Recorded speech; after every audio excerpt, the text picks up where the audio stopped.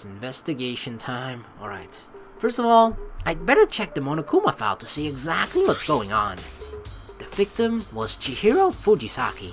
The time of death is estimated to be around 2 a.m. The body was discovered in the girls' locker room on the second floor of the school. The cause of death was a blow to the head with a blunt object. She was killed instantly. That's all it says.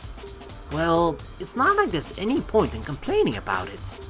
No matter what, I gotta do what I gotta do. Monokuma file 2 has been added. Alright. Hey, Makoto, do you have a second? Huh? Did you need something from me? Naturally. Of course. Life without purpose is quite dull, you know? So what did you need? I'm going to let you cooperate with me during my investigation. Huh? What? I'm purchasing your talent. The same talent which allowed you to solve Sayaka's case. Solve? No, I just... Stop talking. You seem to have some limited use, which is why I've chosen you. You have the honor of contributing to my investigation. Whoa. It's not just your investigation, it's everyone's investigation. So, you're inviting me to come with you?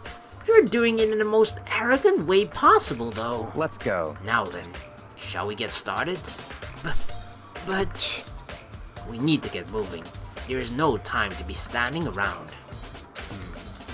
I don't really know what just happened, but it looks like I'll be working with Byakuya on this one. No, Kyoko! I actually wanted to work together with Kyoko. The thing is, working together with Byakuya isn't necessarily a bad thing, because despite the fact that he, as a character, he might not come across as the most likable one, I just feel like he is probably one of the smartest, the most just like, he thinks very logical about the situation, and he just accepts and adapts very quickly, kind of the same as Kyoko, but Kyoko has sort of the best interest, I feel, of everyone in mind, whereas Byakuya is just a loner. It's just like he's all in it out for himself, and he just wants to win the game. But he's pretty good, dang good at it, I think, so it's not necessarily a bad thing that we're working together with him, but yeah, his arrogant part and kind of is going to be perhaps a little bit of trouble, or at least going to be fairly different from when we were used to work with Kyoko, but at least we have at least a good partner, so I'm kind of glad about that. But yeah, investigation, I guess we'll talk with Byakuya first. If you have time to talk, you have time to start investigating. Right, I'm gonna talk with people first. She took her time examining Chihiro's corpse. She poked and prodded, going over every inch of the lifeless body. You're a very strange woman, you know, being able to touch a dead body with absolutely no trouble. She seems to be concentrating pretty hard. It's like she can't even hear us. Alright, Sakura. I use this locker room all the time. Now it's become the site of Chihiro's death. But why was she killed in the locker room? Actually, if you think about it, she could have been killed somewhere else, then carried here. She was very light, that is true. It wouldn't be hard for someone to carry her, but still, I still think she came here on her own, by choice. What makes you say that? She'd been talking a lot lately about how she wanted to get stronger. So you're saying she came here to exercise? But according to the Monokuma file, apparently she was killed around 2 in the morning. Would she really have been exercising that late? Perhaps. Hina and myself are usually in the locker room during the day, so she was probably avoiding it then. Avoiding it? Although we invited her to join us more than once, she never showed up. So I can only assume she was trying to avoid us. And instead, she came to exercise in the middle of the night. However, perhaps, but it's difficult for me to imagine she would have come alone. She did want to start exercising, but she specifically mentioned she couldn't do it by herself. She needed support from others. So you're saying she could have come here in the middle of the night to train in secret, but that she also would have come with someone else? It's a possibility, I think. That's a very good point by Sakura. I mean, she did say, Chihiro definitely said on multiple accounts that she just like wanted to get stronger. There wasn't any particular reason for that Chihiro gave behind why she wanted to become stronger, but she did kind of say like it was she couldn't do it alone either. So yeah, those are really good points by Sakura. And the thing was, definitely, like, you had the feeling maybe Chihiro had like a really deep dark secret, which is why she was avoiding Sakura. And because wasn't she a bit sensitive before either about whenever Hina or Sakura kind of invited her to do stuff around this area, like with locker rooms, or I think Hina even invited her to go swimming at the very beginning of this chapter. Like, she was acting kind of strange a little bit. So there has to be some sort of secret as to why she's uncomfortable, perhaps around other girls. Maybe she's Yuri, I don't know. But, you know, I feel like this murder definitely has something to do with her secret. Alright, Mondo, what do you got? Oh, dude has a real complex about being weak. You heard Chihiro talk about it, right? All I need to get stronger. Yeah, I do remember she said that more than once. Sure did, which I guess explains the trip down here. But did she really need to get stronger that badly? You already mentioned it, but she was a girl after all. Most girls aren't all that strong. I don't know, man. I haven't really thought about that stuff. Because of Chihiro's complex, I can't help wondering what it might be. My Mondo's account. That's the thing, like, she is a girl, right? But you don't generally hear girls saying like, oh, I need to become stronger, I want more muscles. That's not a girl thing to say, you know? Alright, now that we've talked to everyone, let's investigate everything here. I could feel the life draining out of my own body. It's a dead body. Chihiro's dead body. Very strange. But the more I look, the more strange it all seems. This must be Genocide Jack's handiwork. Well, but... What? But we're still not sure he did it. Is that what you want to say? I wonder about that. Right, this has gotta be the murder weapon. There's a dumbbell on the floor. And this is a bloodstain. There's a bloodstain on the dumbbell. The Monokuma file said a blow to the head with a blunt object is what killed her. Does that mean this dumbbell was actually the murder weapon? That's right. I don't imagine it could have been anything else. Alright. Locker room dumbbell. Now I believe it's time for us to move on. Huh? Already? What? New clues won't magically appear by standing around here. We need to check every aspect of this case. That's true, but... Let's go. If you're satisfied, let's hurry up and proceed. He's so pushy. I got caught up with the wrong person this time. No, there's like 3 things I want to check out. The poster, the puddle of blood on the floor, the bloodlust. So, this is our next location. Huh? This place is related to the investigation? Figure it out for yourself. It's no fun if you don't, right?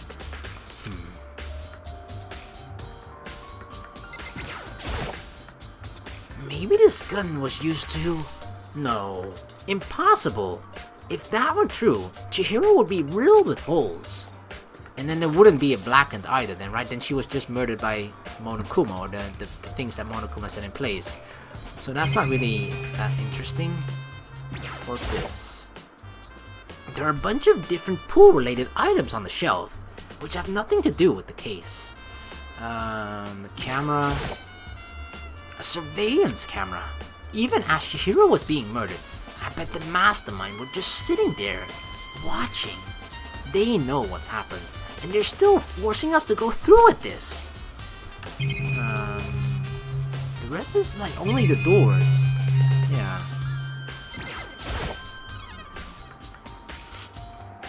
If I remember right, this card reader is meant to work with our handbooks, right? What? Do you have an issue with it? If so, you should take it up to Monokuma. He said that. Then quickly, and sharply clapped his hands together. Did you call for me? You called for me? Has he been domesticated? That's right. It seems that Makoto has a question for you. You need something? Sure. What's up? Well, it's just about the card Yep. reader. Yep, the card readers have all been designed to interface with each of your e-handbooks. You can only enter the locker room corresponding to the gender listed in your individual handbook. And it's impossible for two people in a row to go through the door while it is unlocked, correct? Unbelievable. If there were some sort of erotic terrorist on the prowl, the ceiling-mounted Gatling gun would initiate a Swiss cheese slaughter. And the school regulations prohibit anyone from lending someone else their handbook. Correct? Of course. Correctly correct! So then, that means only girls can go into the girls' locker room, and only boys can go into the boys' locker room. In other words, Chihiro's body being found in the girls' locker room means... Hey Makoto, I can see right through you. See right through me? Allow me to tell you what you're thinking. Since Chihiro was found in the girls' locker room, the killer must have been able to get in there. So in other words, As such, the killer must have been one of the girls. Did I get it right? such ignorance. Good lord, you're simple. But am I wrong? You should pay closer attention to the regulations. The answer has been in front of you the entire time. Loaning your e-handbook to another student is strictly prohibited. Only the act of loaning a handbook is prohibited. Borrowing someone else's is perfectly fine. I would expect nothing less from the prodigal son of the noble Togami family. So you managed to sniff out the loophole in the regulations. Knowing you, I would bet you created it on purpose, didn't you? To add a little more excitement to things. So you're treating me like a puny little appetizer instead of the main course that I am. Now then, since the dead can't actually talk, they're not people anymore. They're things. Yep. Get it? Got it? Good. Wait. Hold on. You're saying that's a loophole, but in order to borrow something from someone, then that means someone would have to loan it. So, Why you? so sleepy. Just listening to you makes me want to pass out. Be more like Byakuya and get your poop together, Unbelievable. or else I'll charge you with criminal negligence. No more questions. Figure out the rest on your own damn self. That's fine. Well, I know you are unfortunately lacking in mental faculty, so I'll fill you in myself. Let's head to the main hall. The main hall? That'll help you understand what's going on. Card reader.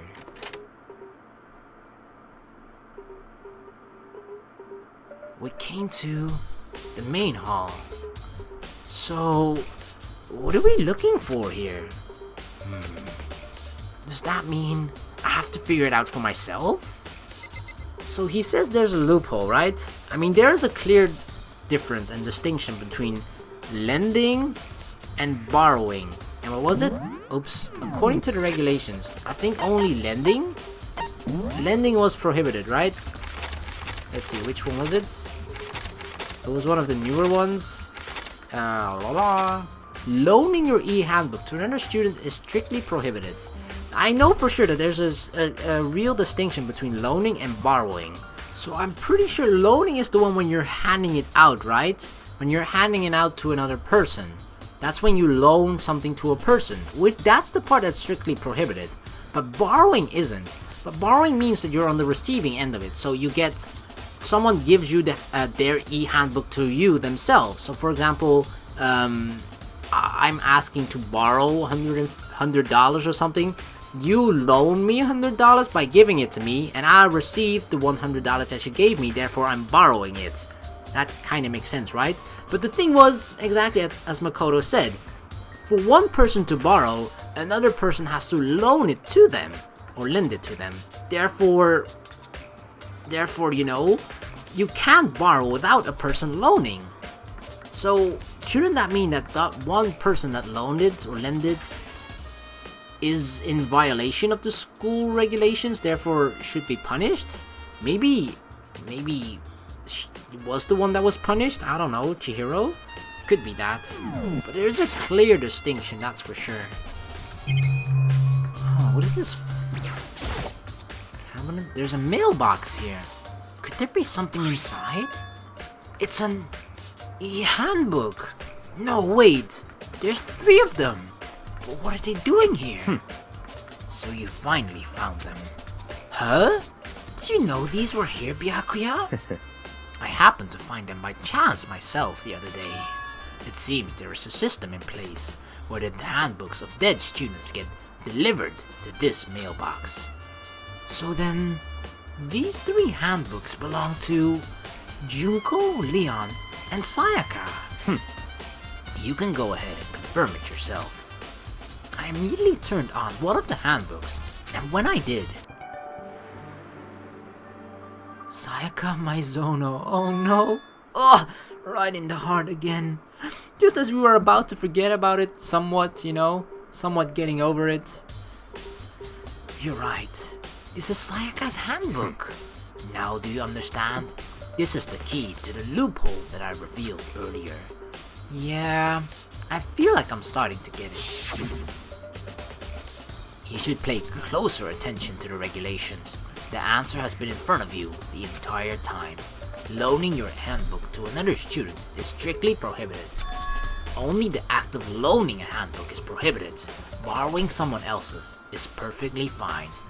So what he's trying to say is that someone else just borrowed one of the dead students' e-handbooks from there, basically, because borrowing is not being punished, but loaning it is. So that's the kind of the loophole there is. I see. Yeah, now I understand. Main hall e-handbooks have been added. What? The thing about that is though, like you have to know about it. Byakuya only knows about it because he stumbled upon it by accident. Who else knew about it? That's something that's almost impossible to find out, of course, but it was for sure that Monokuma didn't mention it to anyone, so the only way to actually find out about it is either someone tells you about it, or you stumbled upon it yourself. So I don't think, I mean, even ourselves, we didn't know it, so I don't think many of the other people knew about it. Hold on a second. What's wrong? Very strange. One of the handbooks won't turn on. Is it broken? Whose is it? The other handbook showed Junko's name when I started it up, and it's Leon's. Then the one that won't turn on must be Leon's, right? I see. It would make sense, yes.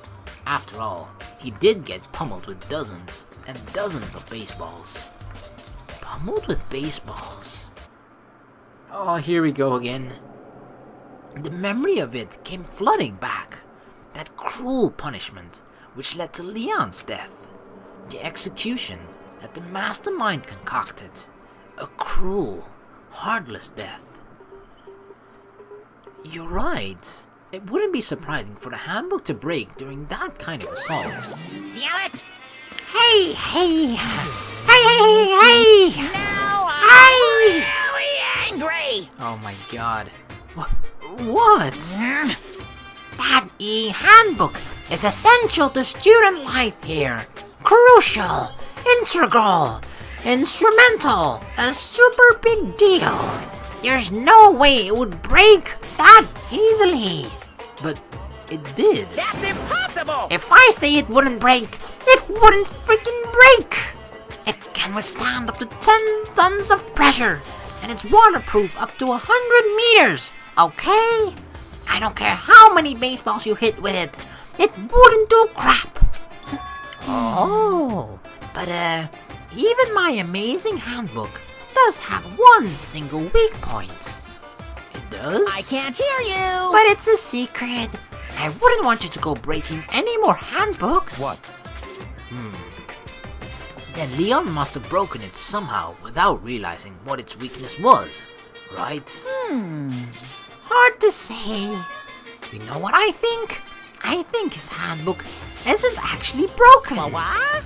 But you might ask, how could that be? Leaving the question hanging in the air, Monokuma disappeared. Oh, that's an important part to the case then. What just happened? Monokuma said it's not broken, but it's an undeniable fact that it's not turning on. That's fine. Well, I don't see any connection to the case, so it doesn't matter for now. You think so? Either way, something about it still bothers me.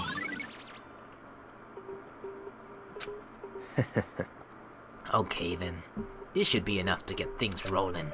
Let's begin our investigation in earnest and track down the true culprits. Yeah, we need to find out who killed Chihiro.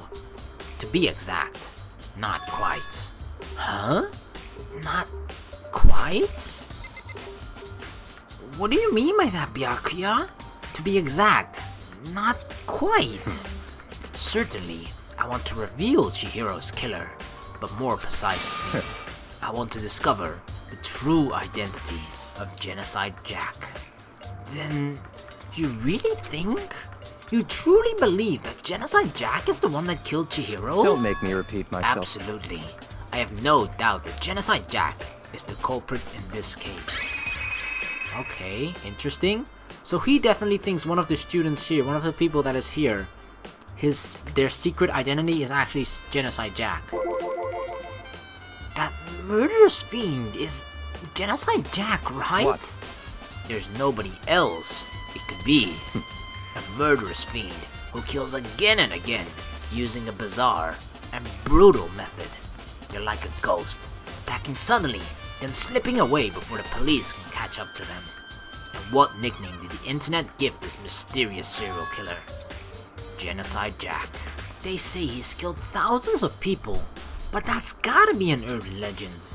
Still, could one of us really be a demented, psychotic killer like that? You're not wrong to wonder. But words mean little right now. I have something that will prove it, and I can show you. Show me then. And I have a basis to believe that. I assure you, Genocide Jack is one of us. Is there really proof? There's somewhere I'd like to take you. This will provide all the evidence you need. It's all clear now. Evidence that Genocide Jack is the one that killed Chihiro. Evidence? Does something like that really? Ah, hey you two! Big trouble! Need your help! I don't have time to We're play with busy. you. Leave us alone. But It's an emergency! Emergency! Oh my god, don't tell me a second person died. Please, no. Come on, please! You gotta help me! Well, what's going on? Hina! please! This is a serious emergency! Please, you gotta help me! Just calm down, okay, Hina? But it's an emergency! Right, reaction. An emergency? What happened? Well, Something's wrong with Toko. She's acting super strange. Well, I mean, she was acting pretty strange earlier, right? What should we do, Byakuya? Very strange. Since it's Toko, I must admit, I'm intrigued. I suppose we can take a second to see what's going on with her.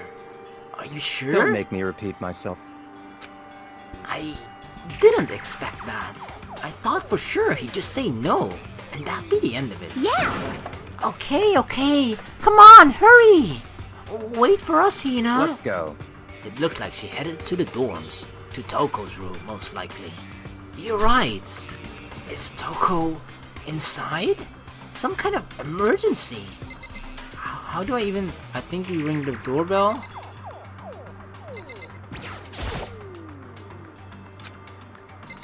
Oh, Hina, what? I didn't even know she was there. You guys are too slow. I think you're just too fast. So, what's this emergency? So, Well, after what happened in the girls' locker room, we left Toko in her room so she could lay down. After a while, we came back to check on her. You know, see how she was doing. But when we did, it was weird. She refused to come out, and she kept saying all this weird stuff. Weird stuff? That's fine. We should try talking to her ourselves. Yeah, good idea. Okay, Toko. I may as well give it a shot. Ding dong. The door swung open, slowly and silently. That's not creepy at all. Okay, she looks actually really terrified. Holy crap! An aura of negativity flowed out from behind the room, forcing a gasp out of me. What? Oh, nothing. It's just that, Hina was really worried about you, holding yourself up in your room.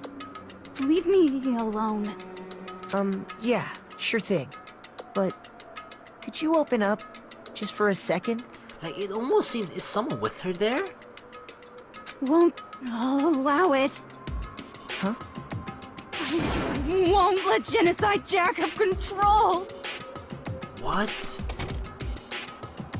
And just like that, she slammed the door in my face. What was that? She's been acting like that the whole time, when I rang a little while ago. Won't let Genocide Jack have control? Now, drive out the killer! Drive out the murderous fiend!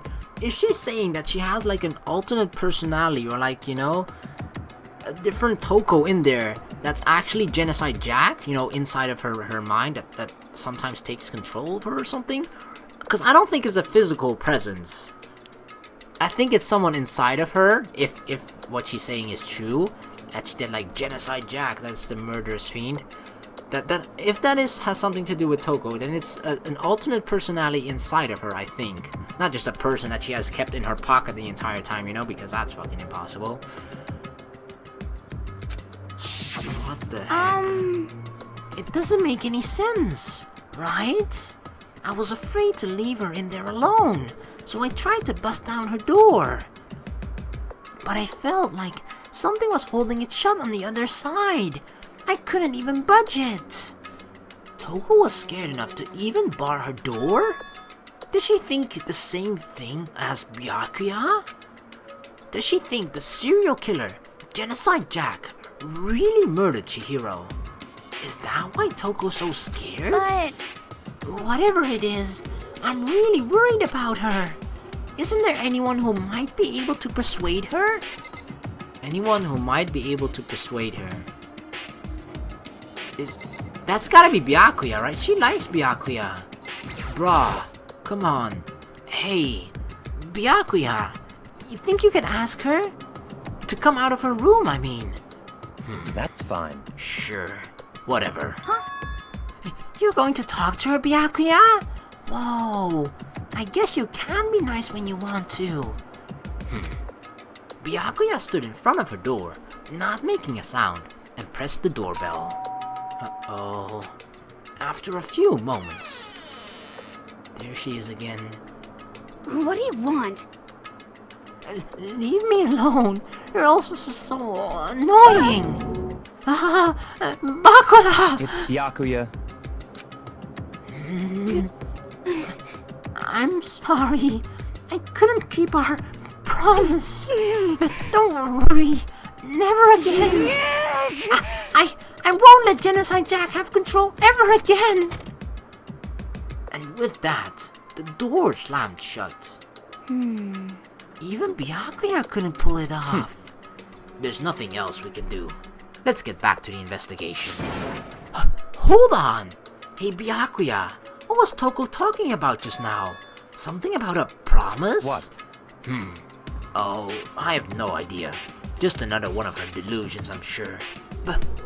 Stop talking. If I say I don't know, that means I don't know. Just let Hina take care of her. Oh, yeah. Okay. I'll stay here and keep an eye on her. Let's go. Well then, let's go. Without waiting for a reply, Byakuya sped away. Byakuya! And I hurried to catch up. I tried to talk to him several times as we walked, but he didn't even look back, let alone say anything. He just kept on walking towards his destination. Finally, his feet brought him to a stop in front of a certain room. The library? Come on, let's go in. I mean, Byakuya has been spending a crazy amount of time in here, right? So it doesn't surprise me that he's leading us here.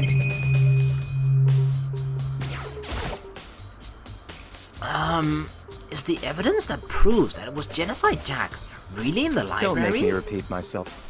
Don't make me say it again. Okay. This door? If I remember, on the other side of this door, it's the archive, right? Hurry up and go inside. Oh, here? Let's go. It'll all make sense once you're inside.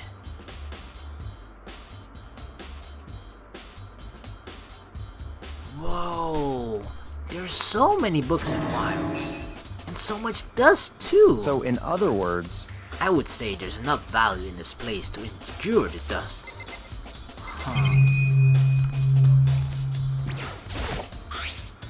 There's a wooden box. It's empty. Although judging by the smudges in the box, it looked like there was something inside. I wonder what it was. There was an extension cord plugged in there. It proved to be very useful while I was in the library. An extension cord, huh? Okay. A lamp. Huh? It's a desk lamp. Oh yeah. It's the same one I saw Byakuya using in the library before. what? Do you have a problem with that lamp? It was here before, then I moved it over there. It's too dark over there, so I thought I'd put it to good use. Alright, coin, cha-ching. Check out the books, I guess. This shelf is stuffed tight with files. Without really thinking about it, I picked one at random. Ah, I have a sharp eye indeed to select that file. Huh? That's right. That's the report on a presidential assassination. The original is kept at the National Library. It won't be declassified for another 30 years. Are you sure you want to look at it now? There's no telling whose crosshairs you might wind up for peeking in for those. Without making a sound, I returned the file to the shelf. Alright, the other bookshelf, I guess? That's enough. Those documents are dangerous. Dangerous? They detail all the people who control the world from behind the scenes. Dangerous truths for a commoner. You mean like members of the Diet or something? No, I meant the ones with real power. The secret council controlling everything from the shadows. If you're ready to be disappeared for it, take a look.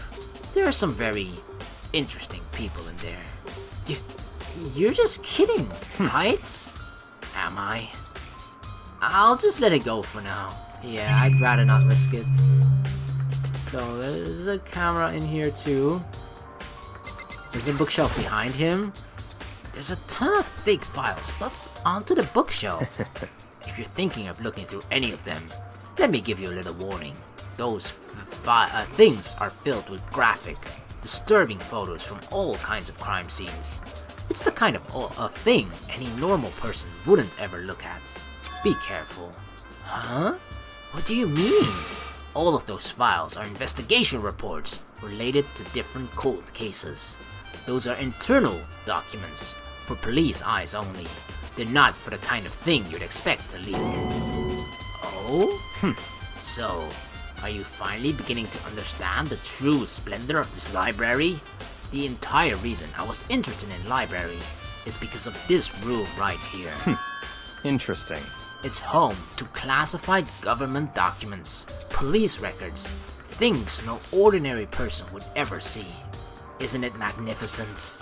This can't be for real, right? Such ignorance. That's your guys' problem. Anything that doesn't fit into your preconceived reality, you label it a lie. Well, it's not that. It's not like I just totally refuse to believe it. But, I mean, there's just so much. How could anyone have put all this together? I suppose it just goes to show you how much power Hope's Peak truly wields. Or perhaps The mastermind may have wanted to provide us with enough entertainment to keep us from getting bored. It's no use. I can't keep up with all of this. It's just too unreal. What's wrong? You still can't believe it? What about you? How can you believe it so easily? Things like that are usually impossible. What? What do you mean, usually? Usual? Normal? Ordinary? Simple? Those things don't exist anywhere in the real world. If you don't understand what they actually represent, you don't understand the nature of anything. You don't pull your punches, do you? Besides, what you consider usual is based on your common sense, right? But what makes you think your own common sense applies to me at all? That's true, but it's like that with a lot of things. Something that I consider normal doesn't necessarily mean that everyone else, or actually someone else, consider that as normal at all. The documents gathered here are genuine. I have reviewed them multiple times. There is no doubt. Reviewed them multiple times? Hold on a second. You're saying you've read all these documents, and more than once? But all this has to be like top secret, confidential stuff, right? So why? My family has a reading room just like this at our home. Ours is bigger, of course, and not as dusty. Huh? Members of the Togami family have access to any variety of the government-related documents. That includes foreign powers, as well as domestic. How is that possible? So in other words... I already told you, there's a secret council that controls the world from the shadows. My family is a member of that council, and I have within me the bloodline that will allow me to one day bend the world to my will. But to become such a ruler, I must know all levels of this world, backwards and forwards. So whenever I have time, I like to review whatever documents and materials that interest me. Which is why I can proclaim, without a doubt, that the materials gathered here are the real thing. This is beyond believing or not believing. Byakuya is actually starting to scare me more than an actual mastermind. And what always interested me the most were the cold case police investigation reports. Reading through those reports has always been a hobby of mine, ever since I was little. It's excellent mental exercise. I've solved more than a few of those cases just by reviewing the reports. And among all those reports, one of my recent favorites is the Genocide Jack case. And as he talked, Byakuya grabbed a specific file from the shelf. That's right. This is the complete case file. Every single report surrounding the Genocide Jack cases has been compiled in here. Because there are so many, allow me to quickly summarize the main points. To begin, there are two notable characteristics in every Genocide Jack murder. The first characteristic is that every crime scene, the word bloodlust is written in the victim's own blood. And the second is that when the victims are murdered, their bodies are suspended in a certain way. Bloodlust is written in blood, and the victim's body is suspended. It's exactly the same way as what happened to Chihiro. Save your surprise. The best part is yet to come. For the second characteristics, where the victims are suspended, only members who knew about that particular fact were the members of the police and other higher-ups. By all accounts, nobody in the media ever found out. Huh? In other words, no one on the news, no one online, nobody knew about that aspect of each crime. Only key officials and the killer himself knew about this act of mounting the victim. Now, if you recall Chihiro's corpse, her body was most certainly mounted in this fashion. It's like Jesus, right? I guess, kinda. So, how could the killer have known about suspending the victim? That's right. That's the key question. But in fact, the answer is quite simple. So in other The words... culprit isn't a copycat killer. It's the real Genocide Jack. In other words, That right there is the evidence that Genocide Jack has hidden himself amongst the rest of us. Then... Genocide Jack really is such a brutal, fiendish killer. Really is walking around among us? interesting. Things are really starting to get interesting, aren't they? I never imagined the killer with such a reputation would ever become part of our little game.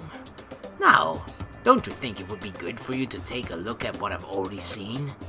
You might just manage to ferret out a clue or two. Such ignorance. If you get down on your knees and beg, I might even show you myself. Hell no, I'm not gonna resort to that. Wait. He didn't give me anything, right? Byakuya, about that Genocide Jack case file. Could you let me see it? That's fine. Well, you didn't beg, but I guess it's okay this time. Feel free to look at it in here, but you can't take it with you. Okay, that's fine. Murder cases of Genocide Jack, top secret. Byakuya handed me the file, and I flipped through it with tense, nervous fingers. Suddenly, my hand stopped. I had reached the page where photos from the scene of each crime had all been collected. Oh, fuck. The names of Genocide Jack's victims ran on for several pages. Ken Harada, 32. Tetsuhiro Honda, 17. Shoji Gaku, 23. Kano Issei, 14. He killed a 14-year-old boy? Takeshi Yoshida, 30. Komatsuna Taro, Takafumi Gono, Uchida Naohisa, Takeshi Masamune, Yuto Yume Jima. There's no end to it, those names. But one thing became perfectly clear as I read. All the killer's countless victims were killed and suspended in the exactly same way. And at the scene of every murder, the word bloodlust was left in the victim's own blood. Now take a look at the next page. You'll find another interesting tidbits. The next page?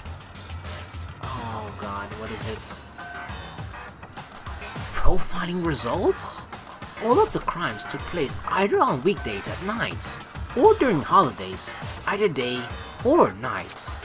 The most common time for the killings to take place was on holidays in the afternoon. Based on these facts, it could be suggested that the suspect may be a student.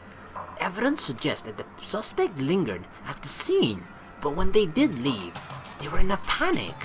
Because an eyewitness has never come forward, it's unlikely there was any external reason for this. This confused behavior suggests that the suspect may potentially suffer from dissociative identity disorder.